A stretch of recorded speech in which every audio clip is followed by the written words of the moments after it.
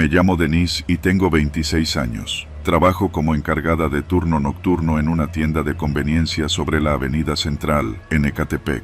No es el trabajo de mis sueños, pero con la renta, el apoyo a mi mamá y mis estudios en línea, no tengo mucho margen para quejarme. El último tren del Mejibus pasa poco después de la 1 de la madrugada y mi turno termina a la 1:30, así que casi siempre me voy en taxi. No los de aplicación, porque a esas horas, por la zona donde vivo, los choferes simplemente no aceptan el viaje. Me toca tomar los taxis de calle, Tsurus sin placas completas, con la tapicería rota y un aire que huele a sudor y a vinil cocido. Ese martes por la madrugada no parecía diferente a los otros. Había terminado de cerrar caja, me dolían las piernas, tenía hambre. Afuera la calle estaba vacía, solo el ruido lejano de los coches que cruzaban la vía Morelos y el zumbido constante de los transformadores en los postes. Saqué mi teléfono y vi que no había señal. Movistar fallando otra vez. Entonces lo vi. El taxi venía bajando por la lateral despacio, como si ya supiera que yo estaba ahí. El cofre tenía la pintura cuarteada y una calcomanía descolorida de la guadalupana pegada al parabrisas. Se detuvo justo frente a mí. La ventana del copiloto bajó. «Vas a la pradera, ¿verdad?», dijo el chofer, un hombre moreno, de unos 45, con gorra azul y ojos oscuros. Mi cuerpo se tensó. «¿Cómo sabe?», pregunté sin moverme. Él sonrió.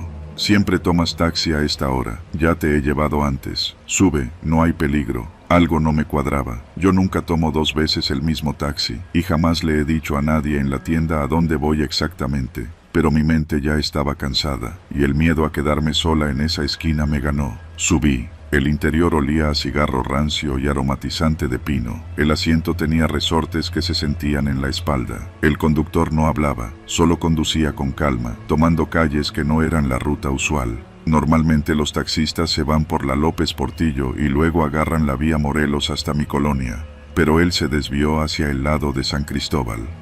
¿Va por otro camino?, le pregunté. Sí, están arreglando la lateral, respondió sin mirarme. Este es más rápido. No había obras, lo sabía bien, paso por ahí diario. Quise decir algo pero me contuve. Entonces miré el GPS en mi teléfono.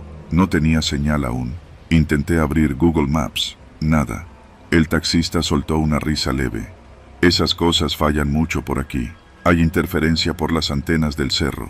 No respondí. Pasaron 10 minutos. Las calles por donde íbamos me eran desconocidas. Casas de bloques grises, muchas sin terminar, con rejas improvisadas. Poca luz. En algunos tramos de plano no había luminarias, y el pavimento se volvía terracería.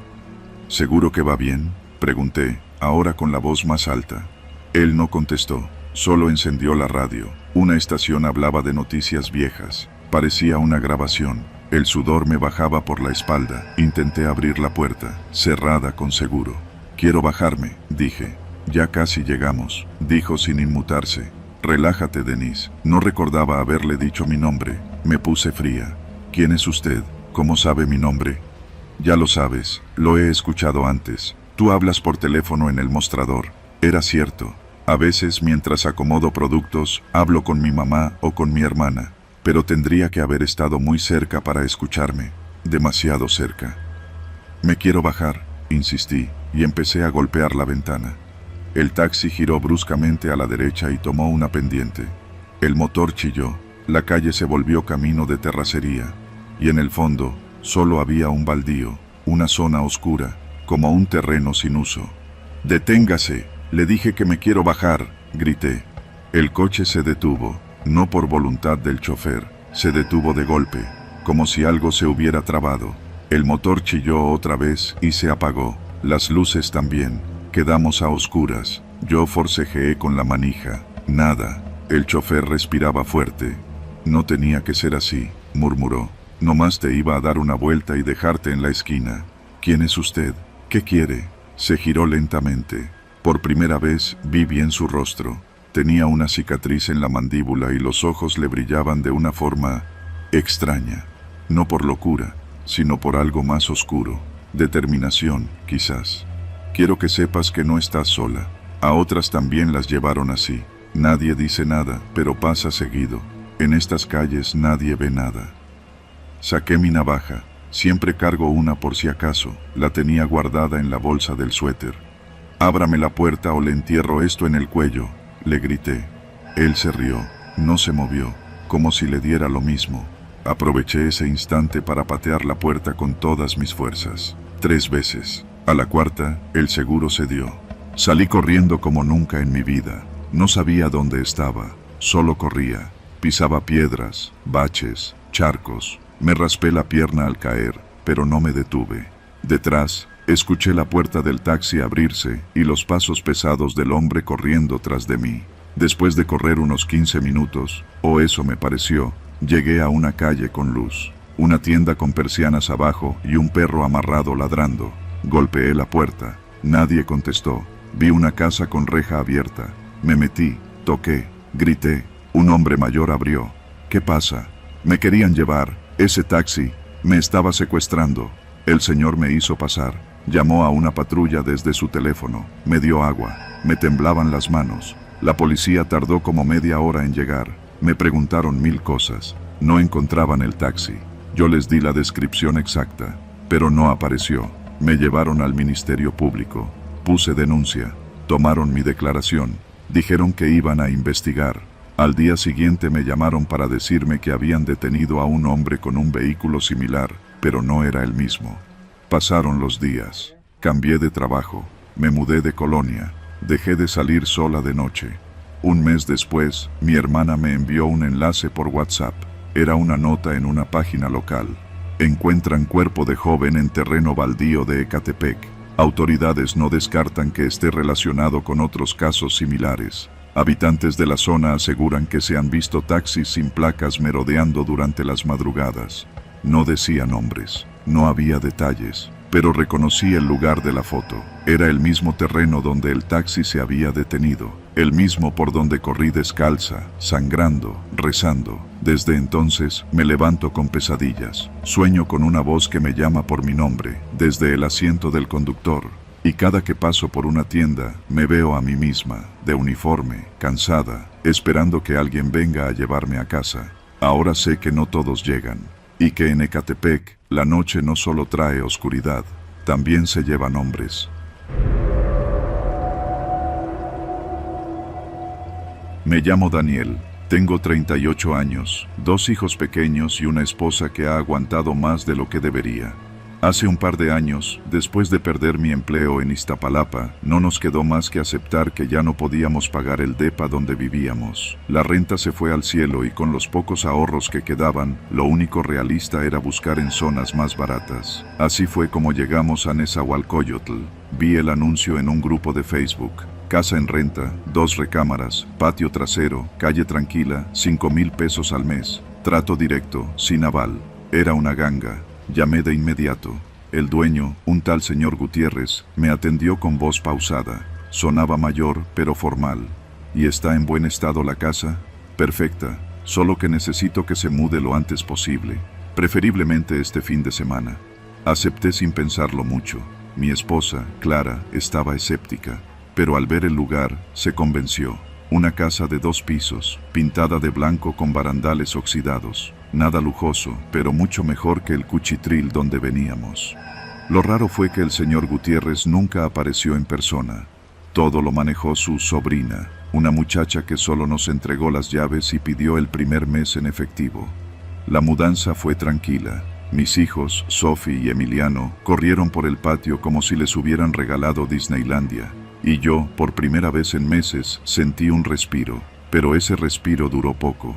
A la semana de instalarnos, llegó la primera carta. No tenía remitente, solo decía, para don Iván, urgente. Pensé que era del dueño anterior. La dejé a un lado. 2 días después, llegó otra, y luego otra. El buzón estaba repleto de sobres amarillentos, algunos con timbres de otros estados, otros escritos a mano con tinta corrida. Todo dirigido a Iván A. Lázaro. Yo no conocía a nadie con ese nombre. Tampoco me pareció tan raro. Hay casas que cambian de dueño y el correo sigue llegando mal.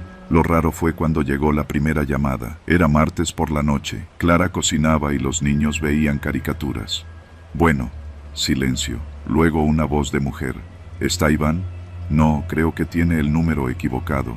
¿Esta es la casa de la calle Topacio número 14? Sí. Entonces no me equivoqué. Y colgó. Lo conté en la cena y Clara se rió nerviosa. Seguro son cosas del anterior inquilino, no le hagas caso. Pero esa misma noche tocaron la puerta. Eran casi las 11. Salí con desconfianza. Un hombre delgado, moreno, con chamarra militar y gorra rota, se paraba en el zaguán. Tenía los ojos inyectados de sangre. ¿Está Iván? Aquí no vive ningún Iván, joven. Me escaneó con la mirada. ¿Tú eres el nuevo? Sí, llevamos aquí 2 semanas. Ah, dijo, como si eso le confirmara algo. Entonces aguas. ¿Aguas con qué? Con lo que dejaste entrar. Y se fue. Esa noche no dormí. Al día siguiente regresé al grupo donde vi el anuncio. El post ya no existía. Busqué el perfil del supuesto dueño. Eliminado. Intenté comunicarme con la sobrina. Número fuera de servicio. Mi estómago empezó a apretarse con cada hora que pasaba. Día 15. Mi hija encontró una cajita de madera enterrada en el jardín, justo al lado del lavadero. Adentro había fotos viejas, todas en blanco y negro, gente parada frente a la casa. En cada foto había un hombre al fondo, a veces borroso, a veces de espaldas, siempre en la sombra. En una se le veía medio rostro. Tenía una cicatriz desde la ceja hasta la oreja. Mi esposa quiso tirar las fotos, yo las guardé. Esa noche llegaron 2 hombres en una moto, se quedaron parados frente a la casa por casi media hora. No tocaron, no gritaron, solo miraban. Llamé a la patrulla, tardó 1 hora. Cuando llegó ya se habían ido. El oficial me dijo: ¿esta casa, usted la rentó directamente? Sí, señor. Pues mejor consiga otra, nomás le digo. Aquí ya ha habido cosas. ¿Qué cosas? Desapariciones, gente que llega y luego ya no sale. No pude responder. Día 20. Clara ya estaba desesperada. No quería salir al patio. Los niños empezaron a tener pesadillas. Decían que el señor de la cicatriz los veía desde la ventana del baño. Yo los regañaba. No quería alimentar sus miedos, pero en el fondo sabía que algo no estaba bien. Entonces llegó la carta diferente. Un sobre sin timbre. Solo decía: Don Iván, usted sabe que esa casa no se le alquila. Esa casa se cuida, se protege y sobre todo, se respeta. Ya es hora de pagar lo pendiente. Si no lo hace, la casa decidirá por usted. Mostré la carta a Clara. Quería empacar, irnos, pero no teníamos a dónde. Esa noche escuchamos golpes en la pared de la recámara. No eran ruidos de tuberías ni del vecino, eran como puños golpeando concreto. Yo tomé un bat y revisé toda la casa. No había nadie, pero al volver encontré otra carta en la mesa del comedor. Nadie había abierto la puerta. ¿Ya viste lo que hiciste? La trajiste otra vez. Tú abriste la casa sin preguntar. Ahora aguanta. Día 26. Fuimos a preguntar al mercado por información. Pregunté al bolero, al del puesto de frutas, a la señora de las quesadillas. Uno de ellos, el más viejo, me dijo: Topacio número 14. Allí vivió Iván, pero no era su casa. Él la cuidaba, se la dejó gente rara. Él solo la habitaba y obedecía. ¿Qué tipo de gente? Nadie sabe. Pero venían en la madrugada, con papeles, con jaulas, a veces con gente amarrada. Nunca se supo qué hacían, pero cuando Iván desapareció, la casa quedó vacía. Nadie aguantaba más de 1 mes. Todos salían corriendo o no salían. Regresé sin palabras. Clara ya estaba empacando. Nos vamos, aunque sea al refugio de la colonia. Aquí ya no. Pero al intentar abrir la puerta, la chapa no giraba, ni con la llave. Llamamos a un cerrajero. Tardó 3 horas en llegar. Intentó forzarla. Nada. Esa chapa no está trabada, está bloqueada desde adentro. Lo miré. ¿Cómo desde adentro? Como si alguien más la hubiera cerrado, pero por dentro. El cerrajero se fue sin poder abrir, y entonces notamos que las ventanas también estaban selladas, como si la casa ya no nos dejara salir. Día 29. Al amanecer sonó el teléfono de casa, un número que no conocíamos. ¿Iván?, preguntó una voz grave, seca. Él no vive aquí. Claro que vive ahí. Él siempre vive ahí, solo que a veces se le olvida quién es. ¿Quién habla? La casa. Y colgó. Esa tarde, el bat con el que yo dormía desapareció. Las fotos del hombre de la cicatriz fueron arrancadas de mi cajón, y en su lugar había una foto mía, tomada desde fuera de la casa, mientras yo lavaba los trastes. Ese día, rompí la chapa con martillo. Salimos como pudimos. Nunca regresamos. Día 30. Un camión de mudanza vino por nuestras cosas. No entraron solos. Yo acompañé a los cargadores. La casa ya olía diferente, vieja, húmeda, como si llevase años cerrada. En el refrigerador había un sobre, uno más. Iván, no puedes huir, siempre regresas, porque la casa no es tuya, tú eres de la casa, y mientras alguien más cruce esa puerta, tú volverás. Hoy vivimos con mi cuñada, seguimos pagando deudas, la casa sigue en renta. A veces veo el anuncio reaparecer, mismo precio, misma urgencia. Yo ya no digo nada, porque sé que la casa no se renta, se hereda, y yo, por poco, me convierto en su próximo Iván. No era un mal trabajo, pero desde el principio algo me olía raro. Entré a laborar en el taller Sistemas Monarca, en una esquina de la colonia El Molinito, en Naucalpan.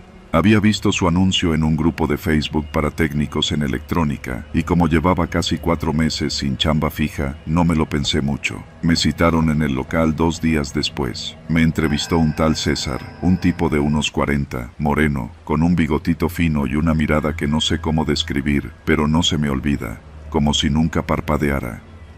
Aquí somos discretos, chamaco, no arreglamos celulares, arreglamos confianza.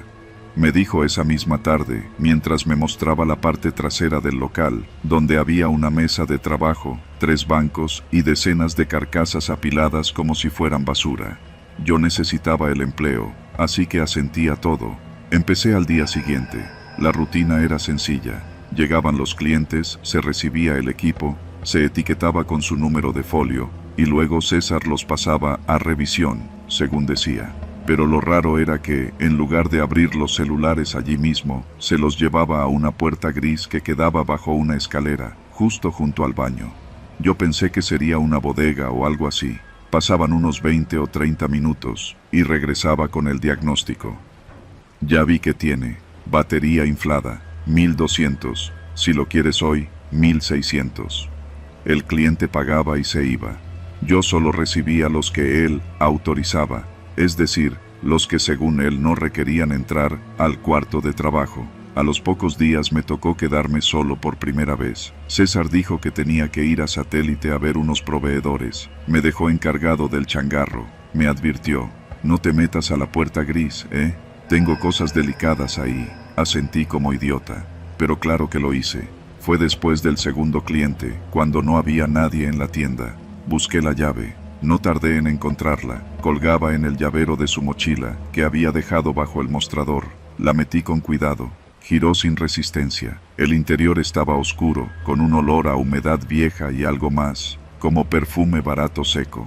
Encendí la lámpara de mi celular. Lo primero que vi fueron repisas, decenas de celulares encendidos, todos conectados con cargadores múltiples. Todos mostraban pantallas de inicio o apps abiertas. Me acerqué. Tomé uno al azar, un iPhone. Había una carpeta en el escritorio que decía V02. La abrí. Archivos, videos, cientos. El primero que abrí mostraba a una mujer en una sala, de unos 30 años. Estaba hablando por teléfono, caminaba, se sentaba. No había nada raro, hasta que me di cuenta de que el ángulo del video era desde su propia cámara frontal. Era como si alguien estuviera grabando sin que ella lo supiera, desde su propio celular. Abrí otro archivo. Una joven en una recámara, con luces tenues, se quitaba la blusa. Luego el sostén. Me alejé del teléfono como si quemara. Tomé otro. Ahora era un baño. Una señora de edad media se peinaba frente al espejo, completamente desnuda. No había forma de justificarlo. Los celulares estaban grabando a sus dueñas sin que ellas lo supieran. Salí del cuarto en shock. Cerré como si nada. Respiraba agitado. Me senté junto al mostrador y traté de pensar qué hacer. Había visto cosas que no debía, eso estaba claro. Cuando César regresó, le noté la mirada más fija de lo normal. ¿Todo bien? Asentí. No dije nada. Esa noche no dormí. Volví a la tienda el día siguiente como si nada. Trabajé. Recibí 3 celulares. Hice lo mío. Pero no podía dejar de pensar en esas mujeres. ¿Cómo? ¿Con qué fin? La respuesta era obvia. Estaban siendo espiadas, grabadas, muy probablemente sin saberlo. Pero lo peor vino cuando reconocí una cara. Era una cliente de esa misma mañana. Morena clara, cabello chino, ojos grandes, muy guapa. Había traído un Samsung con la pantalla rota. Me pidió que cuidara sus fotos personales. Me lo dijo 2 veces. Y ahí estaba ella, en ropa interior, sentada en su cama, grabada desde su cámara frontal, sin que lo notara. Vomité en el baño. Pensé en irme, pero no podía quedarme callado, así que hice una copia de los videos. Los pasé a una memoria USB de 64 gigas que traía en mi mochila. Me llevé una muestra, solo 6 clips, suficientes para mostrarle a alguien lo que estaba pasando. Esa noche fui con un primo que trabaja en la Fiscalía Digital. Le conté todo. Me dijo que era serio, muy serio, que eso era delito, varios. Se quedó la memoria. Me pidió que no dijera nada aún, que esperara. 3 días después, la tienda amaneció cerrada. Candados nuevos, persianas bajas. César ya no contestaba llamadas. Su número estaba fuera de servicio. Fui a su casa, que él había mencionado de pasada, un departamento en Lomas Verdes. Nadie con ese nombre vivía ahí. Regresé con mi primo. Se encogió de hombros. Lo estamos buscando, pero parece que ya sabía que se le venía encima. ¿Y los teléfonos?, le pregunté. Cuando llegamos, ya se los había llevado, todos, como si hubiera vaciado el lugar horas antes. Días después, supe que algunos de los videos seguían circulando, en sitios privados, en foros cerrados, grabaciones hechas sin consentimiento, vendidas como exclusivas de México, mujeres comunes, normales, como la señora del celular Samsung, como tú, como cualquiera. Yo fui citado varias veces, di mi testimonio, entregué todo lo que tenía. Luego me recomendaron mantener perfil bajo. Hay gente que paga mucho por ese tipo de contenido, y no les gusta que los delates, me dijo un agente. Desde entonces cambié de número. Dejé Naucalpan. Me fui a vivir a Cuautla con una tía. Todavía me cuesta trabajo tocar un celular ajeno. No puedo ver la cámara frontal sin pensar en eso. En esas mujeres, grabadas sin saberlo, mientras alguien como yo, reparaba lo que creían seguro. Hay muchas tiendas como esa, mucho César. Y tú, que lees esto, tal vez tienes una cámara que no sabes quién controla. Tal vez no deberías dormir con el celular junto a tu cama, o mejor aún, tal vez deberías dejarlo apagado, si todavía te pertenece.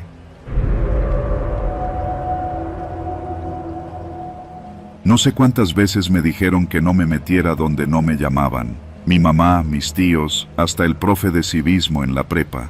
Pero cuando tomas el tren suburbano todos los días de Tultitlán a Buenavista a las 5:30 de la mañana, medio dormido, con los audífonos puestos y la cabeza en automático, empiezas a notar cosas que otros no. Y un día, te gana la curiosidad. Yo me llamo Iván, 21 años. Trabajo en una tienda de electrónica en Reforma, horario de apertura, de lunes a sábado. Vivo con mi mamá y mi hermano menor en una unidad habitacional por la José María Morelos. Desde hace 3 años me levanto antes del amanecer, cruzo la calle medio dormido, me formo en la estación Tultitlán y me trepo al tren suburbano. Siempre hago lo mismo. Espero en el segundo andén, subo al segundo o tercer vagón, según el tumulto.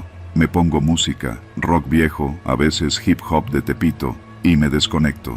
Nunca me había pasado nada raro. Robos, claro, gente grosera, borrachos, olores feos, sí, pero nunca nada que te reviente el alma. Hasta hace poco. Todo empezó cuando empecé a notar que el vagón número 9 siempre iba vacío. Vacío, pero con las luces encendidas, puertas cerradas. En hora pico, con la gente trepándose casi en la cabeza del otro, ese vagón siempre pasaba de largo. Nadie subía, nadie bajaba. Las puertas ni siquiera se abrían, algunos ni se daban cuenta. Otros, cuando uno lo mencionaba, se encogían de hombros y seguían con su vida.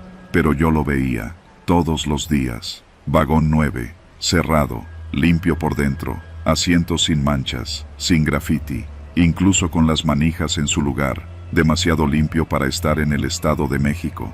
Pregunté a un vigilante una vez, de esos con uniforme de empresa privada. Me miró raro y dijo que no sabía nada, que esos temas los veía otra área. Una señora de mi colonia, doña Meche, que también trabaja en la ciudad, me dijo algo entre dientes una vez. Tú no te fijes en eso, mijo.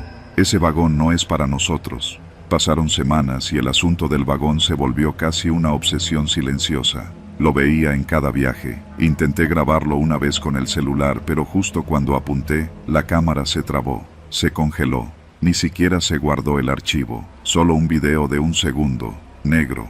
No le di importancia, pensé que era mi teléfono barato.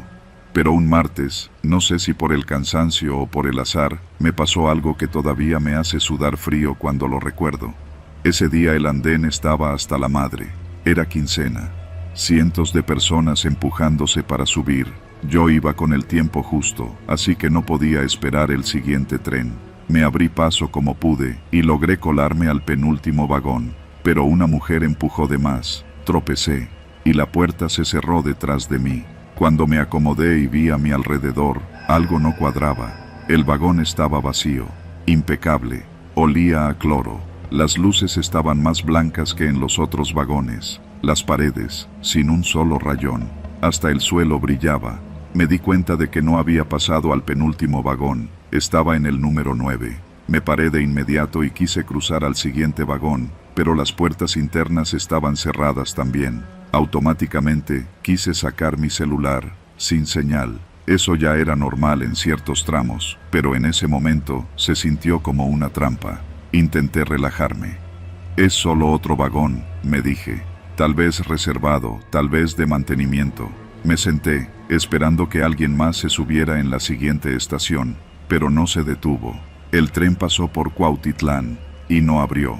Lo vi todo por la ventana. Gente esperando, amontonada, viendo cómo pasábamos. Algunos voltearon hacia mí y me miraban raro. Una señora se persignó. Cuando pasó eso, me paré. Caminé hacia el extremo opuesto. Golpeé la puerta interna. Nadie respondió. Todo era silencio. Y entonces, la bocina del vagón sonó. Un solo pitido, seco. Y luego, la voz. Pase al fondo, por favor. No era la voz usual del sistema. Era una voz humana, masculina, calmada. No contesté. Me quedé inmóvil. Iván Arturo, pase al fondo. No repetiremos la instrucción. Me congelé. Nadie había dicho mi nombre. Nadie. El sistema no tiene eso. Volteé hacia el fondo del vagón. La puerta del extremo, que antes estaba cerrada, ahora estaba entreabierta. Salí de mi asiento y caminé, con el corazón golpeándome el pecho. La puerta chirrió cuando la empujé. Detrás había una especie de antesala, como una oficina improvisada. 3 escritorios, un refrigerador portátil, una cámara en la esquina, y 3 hombres con chalecos negros sin insignias, sentados. El del medio me miró. «Llegaste antes de tiempo», dijo. Yo solo subí. Fue un error. Aquí no hay errores, Iván. Si estás aquí, es por algo. Me empezaron a sudar las manos. Uno de los hombres abrió una carpeta, sacó una hoja. Tu nombre completo, tu dirección. Trabajas en Zona Electro, ¿verdad? No contesté. Tu papá se fue cuando tenías 8 años. Tu hermano va en secundaria. Y tú, bueno, tú estuviste en problemas hace 2 años, ¿cierto? Eso sí me reventó. Cuando tenía 19, un amigo me metió en un rollo. Me usó de chofer para una entrega de celulares robados en Tepito. Me detuvo la patrulla, pero como yo no traía nada y no me había bajado, me soltaron. Aún así, me tomaron datos. Nunca lo conté. Solo mi mamá sabía. Nadie más. ¿Qué quieren?, pregunté. Queremos arreglos. Lo que hacemos aquí es justo eso. Ajustes. ¿Qué tipo de ajustes? El tipo que corrige errores del sistema. Gente que debe, que desaparece, gente que no puede seguir caminando por la calle como si nada. Este vagón es un punto medio. Aquí no hay policía, no hay cámaras del gobierno. Aquí, el orden es otro. Uno de los hombres se levantó, abrió un armario, sacó un chaleco como el suyo. Tienes 2 opciones. Saldrás en Buenavista como si nada, pero con un nuevo rol. Trabajarás con nosotros, servicios, inteligencia local. O... Se detuvo. No sales. No salgo. Hay otros que también estuvieron aquí. Algunos aceptaron. Otros, no los volvimos a ver. Y si no digo nada, ¿quién te va a creer, Iván? Nadie. Y si te creen, ¿cuánto crees que tardes en desaparecer? Acepté. ¿Qué otra cosa podía hacer? Me dieron una carpeta con instrucciones, nombres, direcciones. Observa y reporta. Nada ilegal al principio. Solo tomar fotos, seguir personas, detectar patrones. Dicen que los llaman colaboradores civiles. Ahora tomo el tren todos los días como antes. Me subo al vagón 3, pero a veces la bocina suena y sé que me toca entrar de nuevo al número 9. Vi a otros entrar, un tipo de saco que sudaba como puerco, una mujer con uniforme de enfermera, todos nerviosos, todos ajustados. Una vez vi al chino, un chavo que conocí en la prepa, se subió sin saber. Lo vi desde mi lugar, me miró justo antes de que la puerta se cerrara. Nunca lo volví a ver. Hoy, mientras tecleo esto, el tren se detiene en Cuautitlán. El vagón 9 pasa de largo, nadie lo nota, solo yo. A lo lejos, veo al nuevo objetivo subir en el vagón 5. Camisa blanca, portafolio. En sus documentos dice que falsificó expedientes médicos en una clínica local. Me toca seguirlo, porque ahora sé que el suburbano no solo conecta el estado con la ciudad, también limpia lo que no debe ser visto, y el vagón número 9 nunca va vacío. Nunca me había gustado correr en gimnasio. Las caminadoras me parecían cárceles modernas con pantallas. Prefería el aire, el polvo, el sonido de mis pasos contra la tierra. Cuando me mudé a Texcoco por trabajo, una amiga me recomendó una brecha que salía por el lado de Coatlinchan. No estaba en los mapas, pero era conocida entre corredores locales. Me dijo que no era peligrosa, siempre y cuando salieras temprano. Ese domingo decidí estrenarla. Era finales de septiembre, el cielo estaba medio nublado y el clima ideal, ni frío ni calor, con ese olor a campo mojado que tiene la tierra después de la lluvia. Me llamo Lorena, tengo 32 años, trabajo como técnica de laboratorio en un hospital privado. No soy paranoica, pero sí precavida. Siempre aviso a alguien a dónde voy, cargo con mi celular, gas pimienta y mi identificación.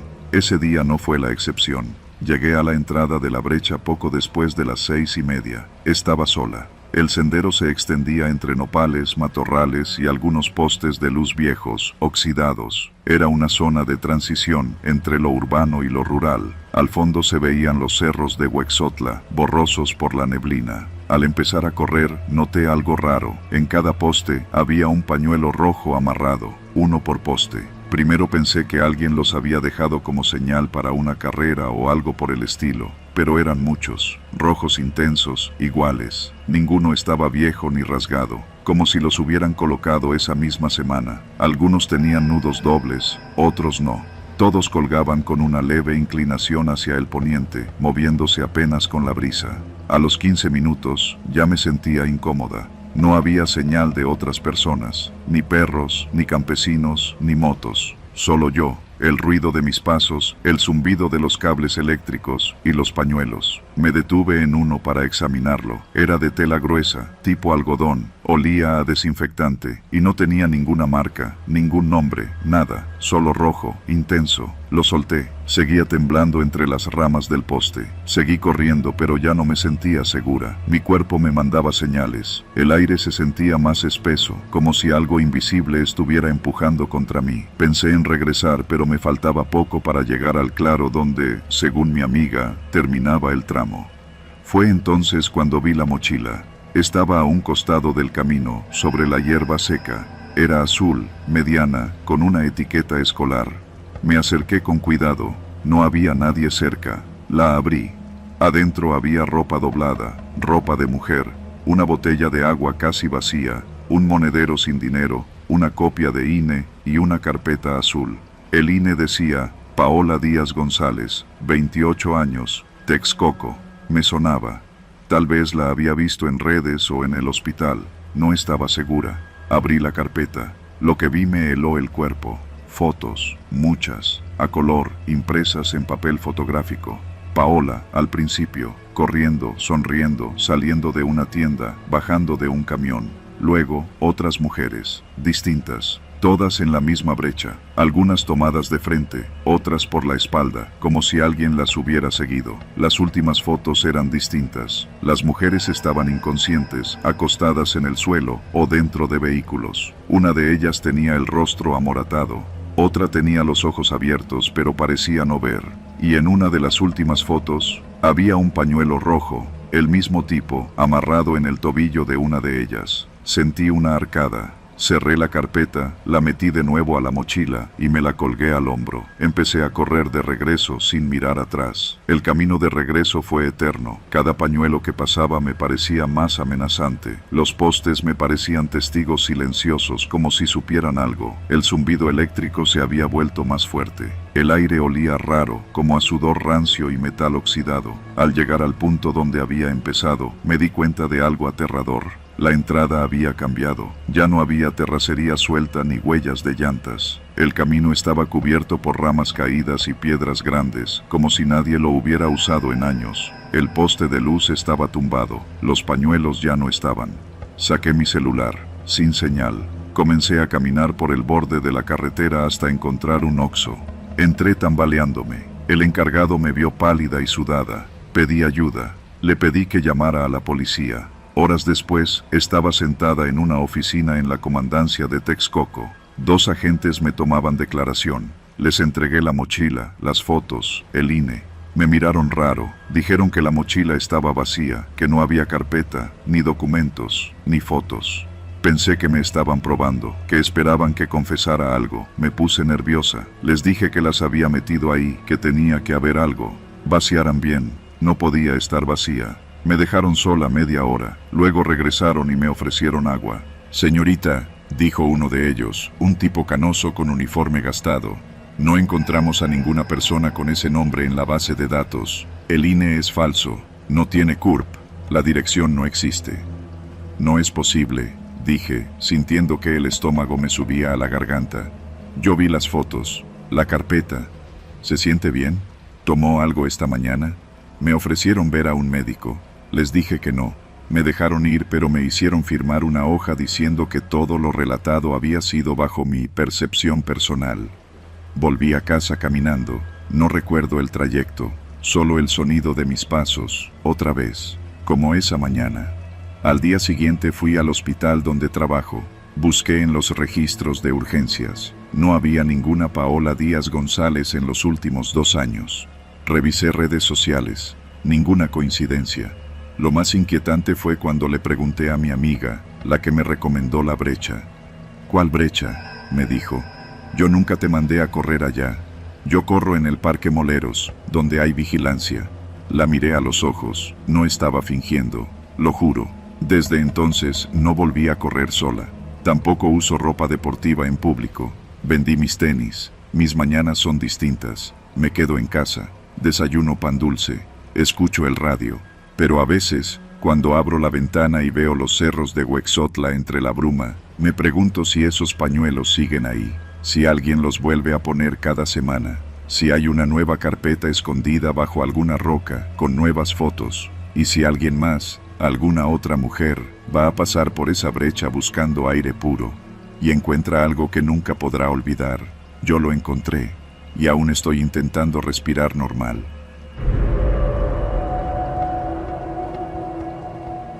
Yo pensaba que ya lo había visto todo como repartidor. Entre los fraccionamientos fifís que te hacen esperar media hora en la caseta y los departamentos de interés social donde hasta los perros se roban el pedido, uno se va curtiendo. Me llamo Alan, tengo 27 años y desde hace 2 trabajo en una app de entregas. No tengo prestaciones ni aguinaldo, pero mientras mi moto aguante y yo me mantenga en pie, sigo rodando. Aquella tarde de abril todo estaba normal. Calorón seco, el tráfico hecho un nudo en periférico y yo con solo 2 entregas buenas en toda la mañana. Fue como a eso de las 4 cuando me entró un pedido desde una pizzería en la zona de Valle Dorado, con destino a una colonia privada llamada Residencial San Felipe, de esas donde los guardias no te dejan pasar ni aunque lleves comida caliente en la espalda. Al llegar, el vigilante me detuvo como si fuera a asaltar al presidente. ¿A qué domicilio viene? Casa 64, pedido de pizza familiar con refresco. Nombre del residente. No aparece, solo el número de casa.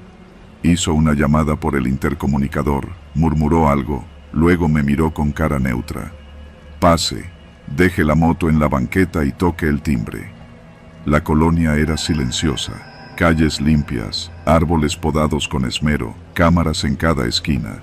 Todo muy bonito, pero demasiado perfecto. Me bajé en la casa indicada, una fachada gris con portón eléctrico y sin ventanas al frente. Toqué el timbre. Abrió un hombre de unos 50 años, muy serio, bien vestido, con una voz educada. Gracias, qué puntual.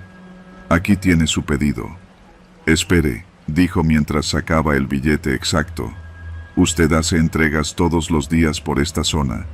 Depende, lo que salga en la app. ¿Está buscando algo más estable, menos pesado, mejor pagado? Me detuve. No era la primera vez que un cliente me ofrecía otra chamba. Pero algo en su tono era distinto. No vendía seguros ni cursos milagrosos. Hablaba en serio. ¿De qué se trata? De algo que requiere discreción, reuniones privadas, solo personas de confianza.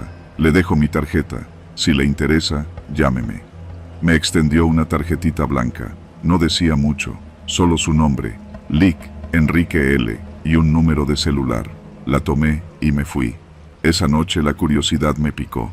El billete que me dio estaba nuevo, planchadito, y el tipo, no sé, hablaba con una calma rara, como si supiera todo lo que iba a decir yo antes de que lo dijera. Le mandé un mensaje 2 días después. Solo decía, estoy interesado. Minutos más tarde, me respondió con una dirección y una hora.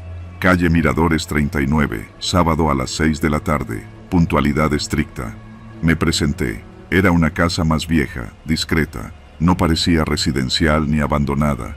Era de esas casas que no llaman la atención. Fachada lisa, sin ventanas visibles, solo una puerta de herrería pintada de negro. Toqué. Me abrió una mujer alta, de cabello corto y cara inexpresiva. No dijo nada, solo se hizo a un lado para que entrara. El interior era extraño, paredes grises, piso de loseta limpia, olor a incienso suave pero persistente. No había decoración, ni cuadros, ni fotos. Solo una sala grande con 6 sillas dispuestas en círculo. 5 estaban ocupadas, la sexta, vacía. Me miraron todos al mismo tiempo. 2 hombres mayores, un tipo de mi edad, una mujer rubia y un chavo con lentes oscuros. Nadie sonreía, nadie hablaba. Me senté. El silencio era espeso. Entonces el más viejo, un señor con traje y bastón, habló. Alan, gracias por aceptar la invitación. Aquí no hay intermediarios ni entrevistas. Aquí solo hay decisiones. Me aclaré la garganta. ¿Qué es esto exactamente? Una comunidad, un grupo con intereses compartidos. Necesitamos gente como tú, discreta, ágil, con iniciativa. ¿Pero qué hacen?, pregunté, sintiendo cómo se me tensaban los músculos. El tipo de los lentes oscuros fue directo. Movemos cosas, información, a veces personas, siempre por rutas que nadie debe saber. A cambio, pagamos muy bien.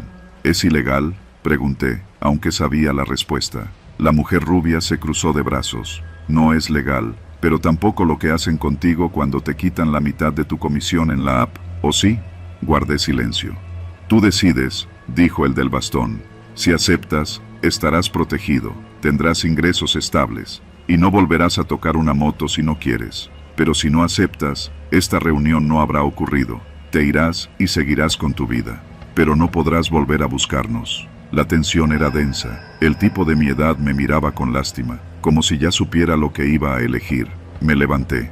Lo voy a pensar. No puedo decidir ahora. El hombre mayor asintió. Tienes hasta mañana al mediodía. Si decides entrar, envía solo un sí al número de Enrique. Si no, borra todo y sigue pedaleando. Salí sin que nadie me despidiera. Esa noche no dormí, no por miedo, por intriga. ¿Qué era lo que hacían? ¿Por qué esa casa sin ventanas? ¿Y por qué yo? Mandé el mensaje al día siguiente. Solo una palabra: sí. En respuesta, me dieron una hora y una instrucción. Lunes a las 9, ve solo, no traigas nada. La segunda cita fue en otra casa, esta vez más lejana, rumbo a San Andrés Atenco. Fachada café, cortinas cerradas, puerta entreabierta. Entré, solo estaba Enrique.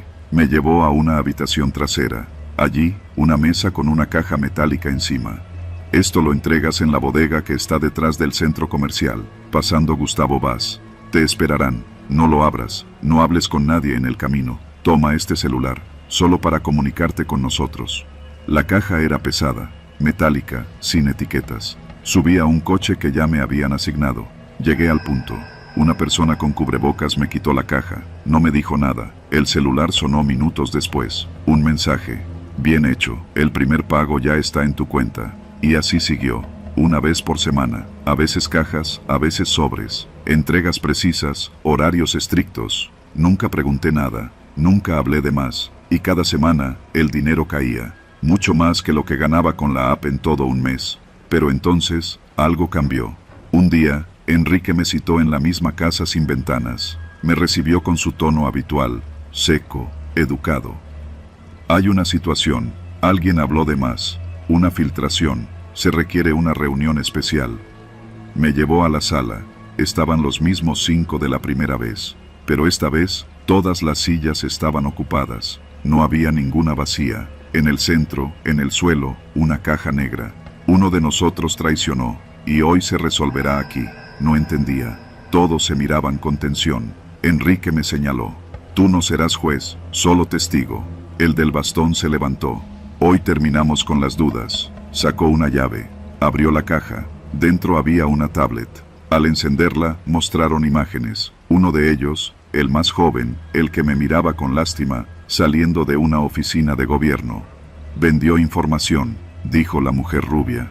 El chico se puso pálido, quiso hablar pero lo callaron con una mirada. Enrique sacó una carpeta, documentos, fotos, firmas. Aquí no hay juicios, solo consecuencias. Entonces uno de los hombres mayores se acercó, sacó algo del bolsillo, un silenciador. Todo fue rápido, un solo disparo. Nadie gritó, nadie lloró. El cuerpo cayó al lado de mi silla. Me quedé congelado. Enrique se acercó. Tú no viste nada, no sabes nada, pero ahora sabes una cosa. Aquí, la lealtad es total. Salí de esa casa sin ventanas temblando. Desde entonces, no he vuelto. Apagué el celular que me dieron. Me mudé. Cambié de número. Pero a veces cuando toco el timbre en alguna otra casa, temo que se abra la puerta y me estén esperando, con una silla y una caja en el centro del cuarto.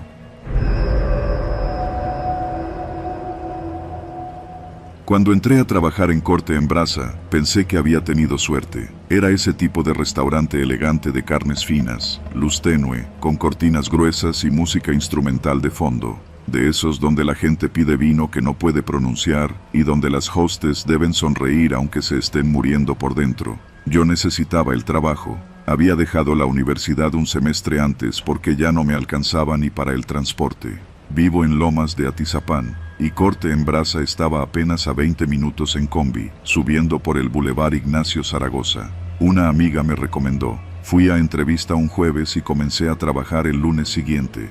Mi puesto era sencillo: recibir a los clientes con una sonrisa falsa, confirmar su reservación, asignar mesa y entregar el menú. Nada fuera de lo común. Me entrenó Karina, la hostess principal.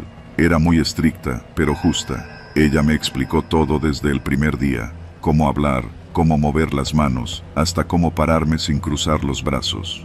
Y algo muy importante, me dijo, bajando la voz: nunca bajes al sótano. Aunque haya una falla eléctrica o lo que sea, avísale a Ignacio o a Rodrigo. ¿Qué hay abajo? Solo cosas del restaurante, bodega. El punto es que está prohibido. Asentí. No pregunté más. Karina tenía una manera de decir las cosas que no te dejaba margen para la duda. Pasaron los días. Me adapté rápido. Los meseros eran buena onda, aunque algunos demasiado intensos. El gerente, Rodrigo, era ese tipo de señor que se cree galán. Siempre con camisa apretada y colonia fuerte. A veces se le pasaba la mano con los chistes. Ignacio, el jefe de cocina, era más reservado, pero muy serio. Casi no salía de la cocina. El sótano quedaba al fondo del pasillo de servicio, junto al cuarto de limpieza. Era una puerta metálica, sin letrero. Yo pasaba frente a ella todos los días, sin pensar mucho, aunque sí me daba curiosidad. A veces escuchaba golpes suaves desde ahí, como si alguien moviera cajas, pero nadie hablaba del sótano. Nunca. Todo siguió normal hasta que una noche se fue la luz. Fue un sábado, pasadas las 10. Llovía con fuerza y el lugar estaba casi lleno. De repente, todo se apagó. Solo quedó encendida la luz de emergencia sobre la salida. Los clientes empezaron a murmurar. Se escucharon quejas. Karina intentó calmar a todos. Rodrigo salió de su oficina con cara de «ya valió madre». «¿Dónde está el interruptor?», le pregunté. «En el sótano, pero no te metas ahí. Voy yo». Pero no fue. Se quedó peleando con el encargado del bar porque la caja no cerraba. Karina fue a buscar a Ignacio, pero no lo encontró. Los meseros corrían de un lado a otro. Yo no sé qué me pasó. Tal vez fue el estrés o la necesidad de sentirme útil. Pero tomé una linterna del área de limpieza y caminé hacia el pasillo. Nadie me vio. Abrí la puerta del sótano. Estaba inseguro. Bajé por una escalera angosta, con olor a humedad. Los escalones crujían. El haz de la linterna apenas iluminaba unos metros. Las paredes estaban cubiertas de polvo y tenían manchas oscuras. Bajé 15, quizá 20 escalones. Llegué a un pasillo estrecho, con 3 puertas, 2 a la derecha, una al fondo. Empujé la primera. Era una bodega, estantes con botellas de vino, cajas de servilletas, detergente. Nada raro. Abrí la segunda. Refrigeradores industriales, cajas con carne sellada al vacío. Todo muy ordenado. Pero olía fuerte, carne vieja, como si algo se estuviera echando a perder. Quise salir, pero entonces escuché algo del fondo, un gemido. Creí que era un gato. Caminé hasta la tercera puerta. Tenía un candado pero mal cerrado. Estaba solo enganchado. Lo quité con facilidad. La abrí despacio. Era una habitación pequeña, con focos amarillos en el techo. No tenía ventanas, solo una silla metálica en el centro, y en la silla, una mujer. Estaba amarrada de pies y manos, tenía cinta en la boca, la piel sucia, las uñas negras, la ropa rota. Me miró y empezó a moverse desesperada. ¿Qué? Fue lo único que pude decir. Corrí hacia ella, le quité la cinta. No podía hablar, tosía, lloraba. Tranquila, tranquila. ¿Qué te hicieron? Me tienen aquí desde... balbuceó. No terminó la frase. Escuché pasos en la escalera. Apagué la linterna, me escondí detrás de la puerta. Rodrigo entró.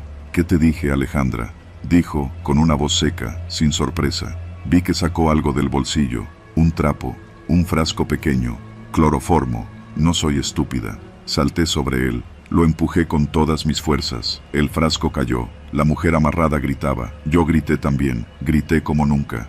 Rodrigo me golpeó en la cara. Caí al suelo, pero pateé la puerta con fuerza, intentando llamar la atención. La mujer seguía gritando. Escuché pasos corriendo arriba, voces. Rodrigo trató de levantarme, pero otro empujón mío lo tiró al piso. Ignacio bajó, traía un cuchillo.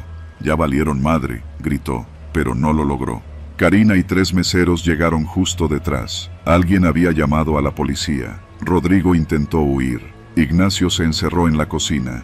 A los 20 minutos llegaron las patrullas. La mujer amarrada llevaba desaparecida 3 semanas. Se llamaba Lucía. Tenía 26 años. Era mesera. Había trabajado en corte en brasa durante 3 meses, pero renunció sin avisar, según Rodrigo. Nunca renunció.